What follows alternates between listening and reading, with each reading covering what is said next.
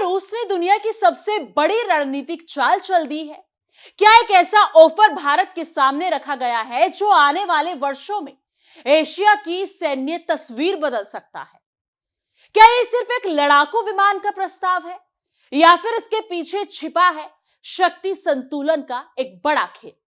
और सबसे बड़ा सवाल, आखिर ऐसा क्या हुआ कि रूस के राष्ट्रपति व्लादिमीर पुतिन खुद सामने आए और भारत के अपने सबसे आधुनिक 5वीं पीढ़ी के फाइटर जेट Su-57 पर साथ काम करने का खुला निमंत्रण दे दिया?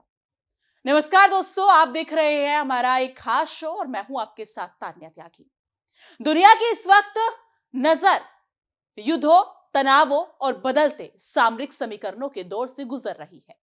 कहीं मिसाइलों की गूंज है, कहीं सैन्य गठबंधनों की हलचल है और कहीं नई तकनीकों की दौड़। लेकिन इसी बीच रूस से आया एक बयान वैश्विक रक्षा जगत में नई बहस और चर्चा छेड़ गया है। रूस के राष्ट्रपति व्लादिमीर पुतिन ने कहा है कि मॉस्को भारत के साथ मिलकर 5वीं पीढ़ी के लड़ाकू विमान Su-57 पर काम करने को तैयार है।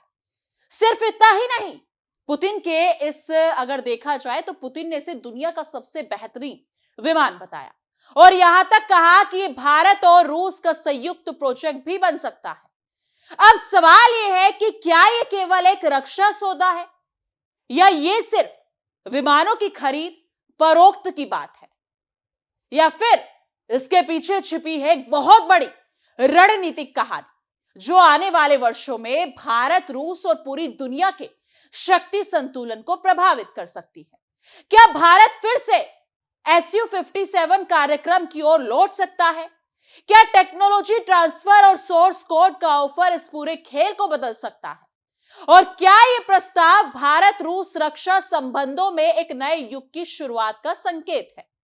इन्हीं सवालों के जवाब तलाशेंगे, लेकिन पहले इस पूरी खबर को विस्तार से जानेंगे। क्या दुनिया की सबसे बड़ी सैन्य ताकतों के बीच चल रही खामोशी होड़ में भारत अब सबसे बड़ा गेम चेंजर बनने जा रहा है? क्या रूस ने भारत के सामने ऐसा प्रस्ताव रख दिया है जो आने वाले वर्षों में एशिया की सामरिक तस्वीर बदल सकता है? और क्या ऐसे समय में जब दुनिया यूक्रेन युद्ध की आग, पश्चिम एशिया के तनाव और नए सैन्य प्रतिस्पर्धा को देख रही है, तब मॉस्को ने नई दिल्ली की ओर ऐसा हाथ बढ़ाया है जो सिर्फ एक रक्षा सौदा नहीं बल्कि एक रणनीतिक साझेदारी का नया अध्याय बन सकता है? आज हम इसी पर बात करेंगे और इसे विस्तार से और प्रस्ताव की जिसने दुनिया के रक्षा गलियारों में हलचल मचा दी है बात करेंगे। रूस के राष्ट्रपति व्लादिमीर पुतिन ने भारत को 5वीं पीढ़ी के फाइटर जेट Su-57 पर साथ काम करने का ऑफर दिया है। कहा जाता है कि असली दोस्त वही होता है जो अपना सबसे कीमती खजाना साझा करने को तैयार हो। अंतरराष्ट्रीय राजनीति में एक खजाना पैसा नहीं बल्कि तकनीक होती है, और जब कोई देश अपनी सबसे आधुनिक सैन्य तकनीक साझा करने की बात करे तो समझ लीजिए कि कहानी केवल खरीद बिक्री की नहीं बल्कि भरोसे, रणनीति और भविष्य की होती है। पुतिन का बयान इसी वजह से दुनिया भर के रक्षा विशेषज्ञों का ध्यान खींच रहा है।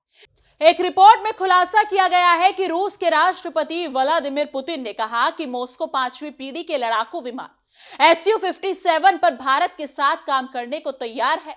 पुतिन ने कहा कि यह विमान दुनिया का सबसे बेहतरीन विमान है और इसे भारत रूस का संयुक्त प्रोजेक्ट बनाया जा सकता है। यह विमान साधारण नहीं माना जा रहा क्योंकि आमतौर पर देश अपनी अत्याधुनिक सैन्य तकनीक को बहुत सीमित दायरे में रखता है। Su-57 रूस का 5वीं पीढ़ी का लड़ाकू विमान है। आधुनिक युद्ध की बदलती जरूरतों को ध्यान में रखते हुए इसे विकसित किया गया। दुनिया में 5वीं पीढ़ी के लड़ाकू विमान किसी भी देश की सैन्य शक्ति और तकनीकी क्षमता का प्रतीक माने जाते हैं। ऐसे में भारत के सामने रखा गया यह प्रस्ताव अपने आप में चर्चा का विषय बन गया। अब यहां एक बड़ा सवाल खड़ा होता है, आखिर रूस इस समय भारत को इतना बड़ा प्रस्ताव क्यों दे रहा है? इसके पीछे की वजह क्या है? क्या ये केवल रक्षा सहयोग का मामला है या इसके पीछे भविष्य की बड़ी रणनीतिक सोच छिपी हुई है? क्योंकि अंतरराष्ट्रीय राजनीति में कोई भी बड़ा प्रस्ताव बिना किसी दीर्घकालिक रणनीति के नहीं आता। हर कदम के पीछे एक संदेश होता है और हर संदेश के पीछे एक उद्देश्य है। भारत और रूस के संबंध दशकों पुराने हैं। रक्षा क्षेत्र में दोनों देशों की साझेदारी नई नहीं है। वर्षों से भारत ने रूस से कई महत्वपूर्ण सैन्य प्लेटफॉर्म हासिल किए हैं। यही वजह है कि जब रूस भारत को अपनी सबसे आधुनिक तकनीकों में भागीदारी का निमंत्रण देता है तो ये पुराने भरोसे की निरंतरता के रूप में भी देखा जाता है। पुतिन ने यह भी कहा कि भारत के साथ काम करने की संभावनाओं पर कोई सीमा नहीं है। यह वाक्य अपने आप में बहुत महत्वपूर्ण माना जा रहा है, क्योंकि यह केवल एक विमान की बात नहीं करता, बल्कि व्यापक रक्षा सहयोग की संभावनाओं की ओर भी संकेत देता है। यानी भविष्य में दोनों देशों के बीच तकनीकी और औद्योगिक सहयोग और गहरा हो सकता है। भारत पहले भी इस परियोजना में रुचि दिखा चुका है, लेकिन वर्ष 2018 में भारतीय वायुसेना ने इससे दूरी बना ली थी और उस समय यह महसूस किया गया कि विमान भारतीय जरूरतों को पूरी तरह पूरा नहीं कर पा रहा था। इसके बाद यह परियोजना ठंडी पड़ गई थी, लेकिन अब परिस्थितियां बदलती दिखाई दे रही हैं और चर्चा फिर से शुरू हो गई है। हाल के महीनों में ऐसी चर्चाएं सामने आई हैं कि भारत Su-57 पर फिर से विचार कर सकता है। हालांकि इन रिपोर्ट्स की आधिकारिक पुष्टि नहीं हुई है, लेकिन इतना जरूर है कि रूस लगातार भारत को इस दिशा में आकर्षित करने की कोशिश कर रहा है। पुतिन का ताजा बयान उसी प्रयास की एक नई कड़ी भी माना जा रहा है। सबसे दिलचस्प पहलू है टेक्नोलॉजी ट्रांसफर। रूस ने भारत को Su-57 का सोर्स कोड देने की पेशकश की है। रक्षा क्षेत्र में यह असाधारण माना जाता है, क्योंकि आमतौर पर आधुनिक लड़ाकू विमानों के मामले में तकनीकी नियंत्रण मूल निर्माता देश अपने पास ही रखता है। ऐसे में ऑफर भारत के लिए विशेष महत्व रख सकता है। कहा जाता है कि मछली पकड़ना सिखा तो है, लेकिन वो जीवन भर भूखी नहीं रहेगी। यही बात रक्षा तकनीक पर भी लागू होती है। केवल विमान खरीदना एक बात है, लेकिन उसकी तकनीक को समझना और उसे अपने अनुसार विकसित करने की क्षमता हासिल करना बिल्कुल अलग बात है। यही कारण है कि तकनीक हस्ताक्षरण किसी भी रक्षा सौदे का सबसे महत्वपूर्ण हिस्सा माना जाता है। रूस ने संकेत दिया है कि भारत की लगभग सभी प्रमुख मार्गों पर और मांगों पर विचार किया जा सकता है। इसमें स्वदेशी उत्पादन की संभावना भी शामिल है।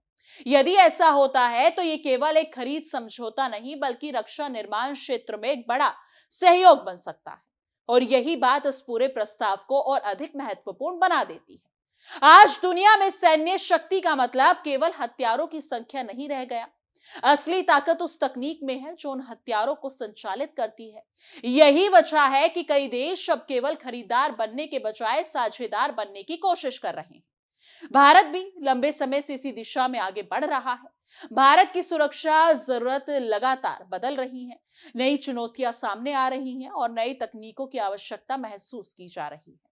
ऐसे में 5वीं पीढ़ी के लड़ाकू विमान का मुद्दा केवल सैन्य जरूरत का नहीं, बल्कि भविष्य की तैयारी का भी हिस्सा बन जाता है।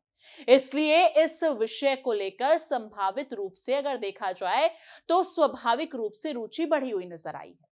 अगर हम वैश्विक परिदृश्य को देखें तो पाएंगे कि आधुनिक लड़ाकू विमान केवल युद्ध के हथियार नहीं, बल्कि रणनीतिक प्रभाव के साधन भी बन चुके हैं। किसी देश के पास कौन सी तकनीक है, वो किस स्तर की सैन्य क्षमता रखता है और भविष्य में किस दिशा में बढ़ रहा है, ये सभी बातें उसके वैश्विक प्रभाव को प्रभावित करती हैं। पश्चिम एशिया में बढ़ते तनाव, यूक्रेन संघर्ष और बदलते वैश्विक समीकरणों के बीच रक्षा तकनीक का महत्व पहले से कहीं अधिक बढ़ गया है। ऐसे समय में भारत के सामने आया यह प्रस्ताव केवल एक रक्षा समाचार नहीं, बल्कि व्यापक रणनीतिक चर्चा का विषय बन गया है। कहा जाता है कि लोहे को लोहा ही काटता है। आधुनिक दौर में इसका अर्थ यह भी है कि अत्याधुनिक तकनीक का मुकाबला केवल अत्याधुनिक तकनीक से ही किया जा सकता है। यही कारण है कि दुनिया भर में 5वीं पीढ़ी के लड़ाकू विमानों को लेकर प्रतिस्पर्धा लगातार तेज होती जा रही है। भारत के लिए सबसे महत्वपूर्ण प्रश्न यह होगा कि उसकी दीर्घकालिक रणनीतिक जरूरतें क्या है। क्या वो केवल विमान खरीदेगा, क्या वो तकनीक में भागीदारी चाहेगा, या फिर वो एक ऐसा मॉडल की ओर बढ़ेगा जिसमें निर्माण और विकास दोनों में उसकी भूमिका हो। इन सवालों के जवाब आने वाले समय में सामने आएंगे। रूस की ओर से बार बार ये संदेश दिया जा रहा है कि वो भारत के साथ मिलकर आगे बढ़ना चाहता है। ये केवल एक व्यापारिक प्रस्ताव नहीं, बल्कि रणनीतिक साझेदारी का संकेत भी है, और यही वजह है कि इस पर गंभीर चर्चा हो रही है। अब पूरी दुनिया की नजर भारत पर है। क्या नई दिल्ली इस प्रस्ताव को स्वीकार करेगी? क्या दोनों देश मिलकर SU-57 को एक संयुक्त परियोजना के रूप में आगे बढ़ाएंगे? क्या तकनीक हस्तांतरण की ये पेशकश भविष्य में किसी बड़े रक्षा सहयोग का आधार बनेगी? इन सवालों का जवाब फिलहाल किसी के पास नहीं है, लेकिन इतना तय है कि पुतिन के इस प्रस्ताव ने रक्षा जगत में नई बहस को जन्म दे दिया है। यह बहस केवल एक विमान की नहीं, बल्कि तकनीक, रणनीति, साझेदारी और भविष्य की है। क्योंकि अंतरराष्ट्रीय राजनीति में कई बार एक बयान आने वाले वर्षों की दिशा तय कर देता है, और शायद यही वजह है कि इस रिपोर्ट में जो खुलासा हुआ है, ये संदेश केवल रूस और भारत तक सीमित नहीं रहा, बल्कि पूरी दुनिया का ध्यान अपनी ओर खींचने में सफल रहा। तो क्या यह प्रस्ताव भारत रूस रक्षा संबंधों में नया अध्याय लिखेगा? क्या SU-57 भविष्य में भारतीय वायु शक्ति का हिस्सा बनेगा? क्या तकनीकी साझेदारी का यह मॉडल आने वाले वर्षों में और बड़े सहयोगों का रास्ता खोलेगा? इन सभी सवालों के जवाब अभी भविष्य के गर्भ में छिपे हुए हैं, लेकिन इतना निश्चित है कि वैश्विक रक्षा राजनीति के शतरंज बोर्ड पर एक नई चाल दी गई है। अब देखना यह होगा कि अगली चाल कौन चलता है और उसका असर कितना दूर तक दिखाई देता है। फिलहाल के लिए इतना ही, लेकिन इस खबर को हम यहीं खत्म नहीं होने देंगे, क्योंकि जब बात दुनिया की सबसे आधुनिक सैन्य तकनीक, रणनीतिक साझेदारी और वैश्विक शक्ति संतुलन की हो, तब हर बयान के पीछे एक कहानी छिपी होती है, और हर कहानी के पीछे एक नया सवाल खड़ा होता है, और शायद इस कहानी का सबसे दिलचस्प अध्याय अभी लिखना ही बाकी है। अब जरा इस पूरे घटनाक्रम को एक बड़े वैश्विक परिप्रेक्ष्य के सामने समझने की कोशिश करते हैं। जब रूस का राष्ट्रपति सार्वजनिक मंच से भारत को 5वीं पीढ़ी के लड़ाकू विमान पर साझेदारी का निमंत्रण देता है, तो यह केवल एक रक्षा सौदे का प्रस्ताव नहीं होता, यह उस भरोसे का संकेत भी होता है जो वर्षों की रणनीतिक साझेदारी के बाद विकसित होता है। अंतरराष्ट्रीय राजनीति में कई बार शब्दों से ज्यादा संदेश उनके समय में छिपा होता है, और पुतिन का यह बयान भी ऐसा समय आया है, अगर देखा जाए, जब दुनिया के कई हिस्सों में शक्ति संतुलन तेजी से बदल रहा है। कहा जाता है कि जब हाथी चलते हैं तो धरती पर असर दूर तक महसूस होता है। वैश्विक राजनीति में भी बड़ी शक्तियों के फैसलों का प्रभाव सीमा से कहीं आगे तक जाता है। भारत और रूस दोनों ऐसे देश हैं जिनकी भूमिका केवल क्षेत्रीय नहीं, बल्कि अंतरराष्ट्रीय स्तर पर भी महत्वपूर्ण मानी जाती है। ऐसे में दोनों देशों के बीच रक्षा सहयोग का हर नया संकेत दुनिया भर के रणनीतिक विशेषज्ञों का ध्यान आकर्षित करता है। SU-57 को लेकर अगर देखा जाए, तो SU-57 को लेकर रूस का आत्मविश्वास भी इस पूरे मामले का एक महत्वपूर्ण पहलू है। पुतिन ने इसे दुनिया का सबसे बेहतरीन विमान बताया।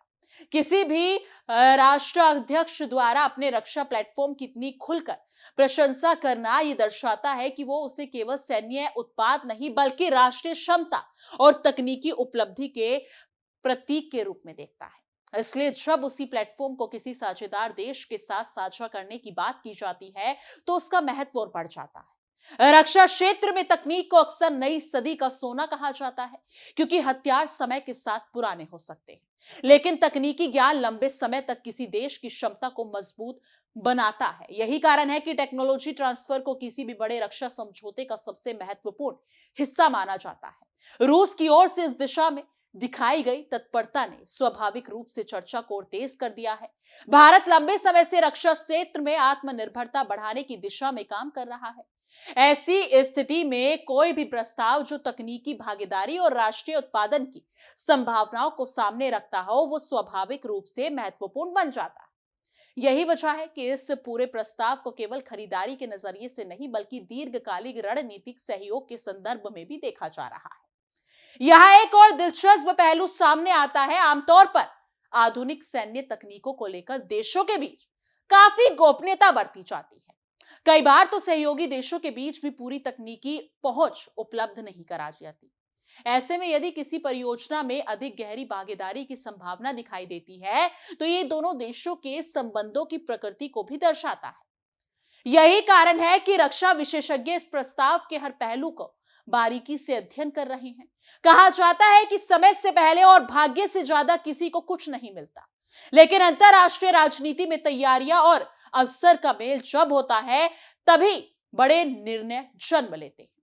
आज भारत जिस स्तर पर अपनी रक्षा क्षमताओं का आधुनिकीकरण कर रहा है, वो उसे दुनिया की प्रमुख सैन्य शक्तियों की श्रेणी में और मजबूत स्थिति दिलाने की दिशा में ले जा रहा है। ऐसे समय में आने वाले प्रस्तावों का महत्व स्वतः बढ़ जाता है। रूस ने स्पष्ट रूप से संकेत दे दिया है कि वो भारत के साथ मिलकर आगे बढ़ना चाहता है। ये केवल एक विमान का मामला नहीं, बल्कि भविष्य के सहयोग की दिशा का भी संकेत हो सकता है, क्योंकि रक्षा क्षेत्र में बनने वाले रिश्ते अक्सर देखा जाए तो दशकों तक चलते हैं और उनके प्रभाव कई पीढ़ियों तक महसूस किए जाते हैं। अगर हम पिछले कुछ वर्षों को देखें तो पाएंगे कि दुनिया तेजी से बदल रही है, नई तकनीकें सामने आ रही हैं, नई चुनौतियां पैदा हो रही हैं और सुरक्षा की परिभाषा भी बदल रही है। ऐसे माहौल में पांचवी पीढ़ी के लड़ाकू विमान केवल युद्ध क्षमता का प्रतीक नहीं, बल्कि तकनीकी श्रेष्ठता का भी संकेत बन चुके हैं। यही कारण है कि श्रेणी के विमानों को लेकर वैश्विक स्तर पर इतनी चर्चा होती है। भारत के सामने सबसे बड़ी चुनौती हमेशा संतुलन बनाए रखने की रही है। एक और उसे अपनी सुरक्षा जरूरतों को पूरा करना होता है, दूसरी ओर दीर्घकालिक रणनीतिक हितों को भी ध्यान में रखना पड़ता है। इसलिए किसी भी बड़े रक्षा प्रस्ताव पर निर्णय केवल वर्तमान परिस्थितियों को देखकर नहीं, बल्कि भविष्य की आवश्यकताओं को ध्यान में रखकर लिया जाता है। इस पूरे घटनाक्रम में एक और बात ध्यान देने योग्य है। पुतिन ने केवल सहयोग की बात नहीं की, बल्कि इसके संयुक्त परियोजना के रूप में देखने की संभावना भी व्यक्त की। यह शब्द चयन अपने आप में महत्वपूर्ण है, क्योंकि संयुक्त परियोजना का अर्थ केवल खरीदार और विक्रेता का संबंध नहीं, बल्कि साझेदारों का संबंध होता है। और यही बात इस प्रस्ताव को अलग बनाती है। दुनिया की रक्षा राजनीति में अक्सर कहा जाता है कि असली ताकत केवल हथियार रखने में नहीं, बल्कि उन्हें विकसित करने की क्षमता में होती है। यही कारण है कि नए देश अब केवल तैयार उत्पाद खरीदने के बजाय विकास और निर्माण प्रक्रिया में भी भागीदारी चाहते हैं। ये प्रवृत्ति आने वाले वर्षों में और मजबूत हो सकती है। आज भारत जिस आर्थिक और सामरिक स्थिति में खड़ा है, वहां उसके हर बड़े रक्षा निर्णय का प्रभाव केवल उसकी सीमाओं तक सीमित नहीं रहता। ऐसे निर्णय क्षेत्रीय सुरक्षा, रणनीतिक संतुलन और अंतरराष्ट्रीय साझेदारी पर भी असर डालते हैं। इसलिए Su-57 को लेकर सामने आया प्रस्ताव वैश्विक स्तर पर भी ध्यान आकर्षित कर रहा है। रूस की ओर से दिया गया यह संदेश एक और बात स्पष्ट करता है कि वो भारत को केवल ग्राहक के रूप में नहीं, बल्कि एक महत्वपूर्ण साझेदार के रूप में देखता है। अंतरराष्ट्रीय संबंधों में अंतर बहुत मायने रखता है, क्योंकि साझेदारी का आधार केवल लेन देन नहीं, बल्कि साझा हित और दीर्घकालिक दृष्टि होती है। अब सबसे बड़ा प्रश्न यही है कि आगे क्या होगा। क्या बातचीत आगे बढ़ेगी? क्या तकनीक स्तर पर कोई नई प्रगति दिखाई देगी? क्या भविष्य में इस दिशा में कोई ठोस निर्णय सामने आएगा? फिलहाल इन सवालों के जवाब नहीं है, लेकिन चर्चाएं जरूर तेज हैं। कई बार इतिहास के बड़े अध्याय भी किसी बड़े समझौते से नहीं, बल्कि एक छोटे से बयान से शुरू होते हैं। पुतिन का यह बयान भी शायद उसी तरह की एक शुरुआत हो सकता है, एक ऐसी शुरुआत जिसके परिणाम आने वाले वर्षों में दिखाई दे। फिलहाल दुनिया देख रही है, विशेषज्ञ विश्लेषण कर रहे हैं और रणनीतिक हलकों में नई संभावनाओं पर चर्चाएं जारी है। और यही इस पूरी कहानी की सबसे दिलचस्प बात है। अभी कोई अंतिम निर्णय नहीं हुआ है, कोई औपचारिक घोषणा नहीं हुई है, लेकिन फिर भी यह प्रस्ताव वैश्विक बहस का विषय बन चुका है, क्योंकि रक्षा और रणनीति की दुनिया में कई बार संभावनाएं ही सबसे बड़ी खबर बन जाती है। तो क्या आने वाले समय में भारत और रूस मिलकर पांचवी पीढ़ी के लड़ाकू विमान के क्षेत्र में एक नया अध्याय लिखेंगे? क्या तकनीकी सहयोग का यह प्रस्ताव किसी बड़े समझौते का आधार बनेगा? जी हां, और क्या यह साझेदारी भविष्य की रक्षा रणनीति में नई दिशा तय करेगी? इन सवालों के जवाब समय देगा, लेकिन इतना तय है कि पुतिन के इस प्रस्ताव ने चर्चा को एक नई उड़ान जरूर दे दी है। और अब सबकी निगाहें इस बात पर टिकी है कि इस कहानी का अगला अध्याय कब और कैसे सामने आएगा। लेकिन इस मुद्दे पर आपकी क्या कुछ राय है? अगर भारत और रशिया के बीच कोई डील होती है तो अमेरिका पर इसका क्या कुछ प्रभाव पड़ेगा? इस मुद्दे पर आपकी क्या कुछ राय है? कमेंट सेक्शन में जरूर साझा कीजिएगा और बने रहिएगा हमारे साथ। देखते रहिए हमारा एक खास शो, और देश और दुनिया की तमाम बड़ी खबरों के लिए देखते रहिए इंडिया डेली। देखिए इंडिया डेली 24/7 अब आपकी स्मार्ट टीवी पर। इंडिया डेली मौजूद है सभी डिजिटल प्लेटफॉर्म पर लाइव और लगातार। इंडिया डेली 24/7, हर दिन राष्ट्र को समर्पित।